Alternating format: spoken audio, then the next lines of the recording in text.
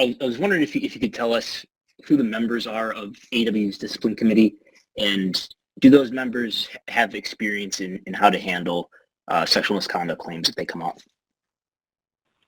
Well, it's a great question. We have trained professionals on the Discipline Committee,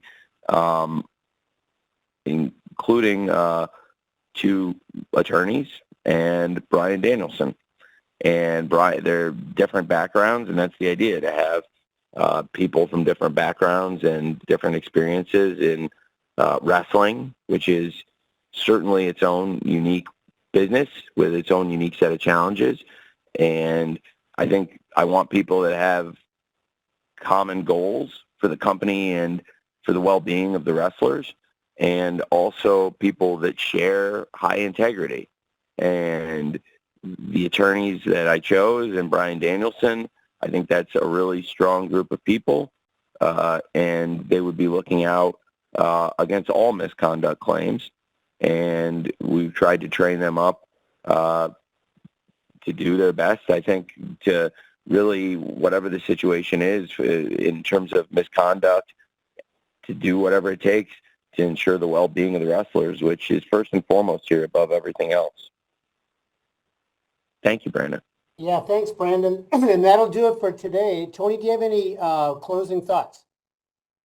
Yeah, this one is very special to me. I think it's the most special event in the history of AEW for me personally, and it's the first time for me it's ever felt so personal to have Sting's last match and have it be in AEW, and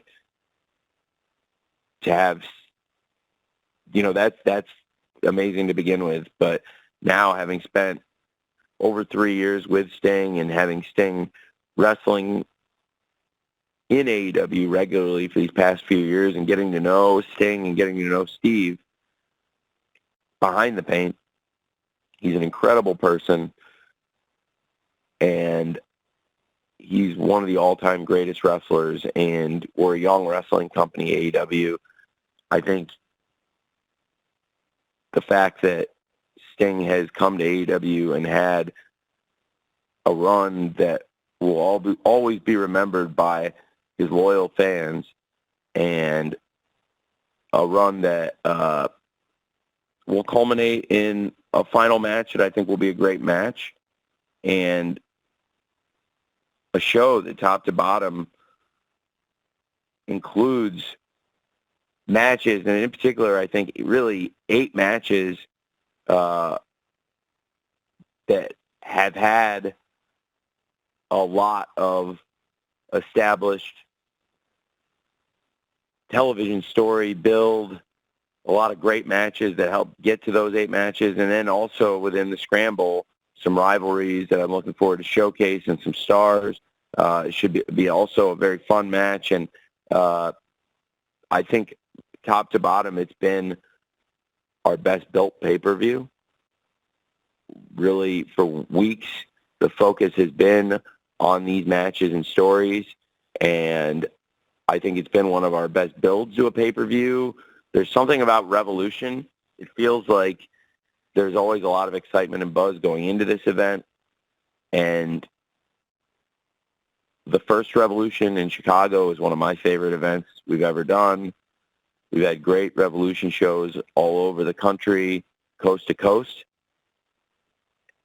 but never before have I been more excited for Revolution or for any show as I am for this Sunday. And thank you all very much for joining for the media call. Thank you, Jim and Robin and Mandy, for helping organize this. And I'm very grateful to all of you, and really looking forward to Sunday's Revolution pay-per-view, probably more than anything we've ever done. Thank you very much. All right. Thank you, Tony. Thanks, everyone. We're now at the end of our time. So as normal, we're going to be distributing an audio recording to all attendees shortly. So with that, we thank you again for being part of today's call, and obviously for your faithful coverage of AEW and the entire world of professional wrestling. So with that, we're looking forward to seeing you Sunday night in Greensboro for Revolution and elsewhere throughout 2024. Have a great Leap Day. Cheers.